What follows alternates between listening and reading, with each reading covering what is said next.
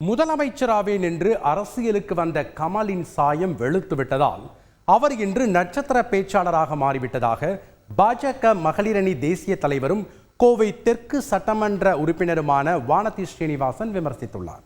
பார்க்கணும் அப்படின்னா தமிழ்நாட்டில் நான் ஒரு பெரிய மாற்றத்தையே கொண்டு வர போகிறேன், தமிழ்நாட்டில் நான் ஆட்சி அமைக்க போகிறேன், நான் ஒரு முதல்வர் வேட்பாளர் மெட்டீரியல் அப்படின்னு சொல்லிட்டு இருந்த திரு கமலஹாசன் அவர்கள் அவரோட இந்த ஒரு ஒரு ஒரு குறைந்த கால ஜேர்னியில் அவர் எந்த ஒரு கட்சியை பற்றி விமர்சனம் பண்ணாரோ, எந்த கட்சி லஞ்சத்துக்கு ஊழலுக்கு ஆதரவாக இருக்கோ, வாரிசுக்கு ஆதரவாக இருக்கோ, அந்த கட்சியோட அவர் போய் கூட்டணி அமைச்சதும் ப்ளஸ் ஒரு எப்படியாவது ஒரு எம்பி நான் ஆக மாட்டேனா, நம்மளை மக்கள் இப்படி தோக்கடிச்சிட்டாங்களே, நம்ம ஏதாவது ஒரு இடத்துக்கு போகணுமேங்கிற அந்த அடிப்படையில் கூட அவர் ராஜ்யசபாவுக்கு சொல்லியிருக்கலாம்.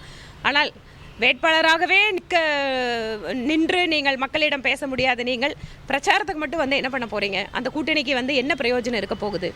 அதனால் உங்களுடைய அரசியல் ஆசைக்காக அந்த பதவி நீங்கள் எடுத்துக்கிறீங்களே தவிர, நீங்கள் you are become a star campaigner, ஒரு நட்சத்திர பேச்சாளர். அந்த நட்சத்திர பேச்சாளருக்கு என்ன விலை?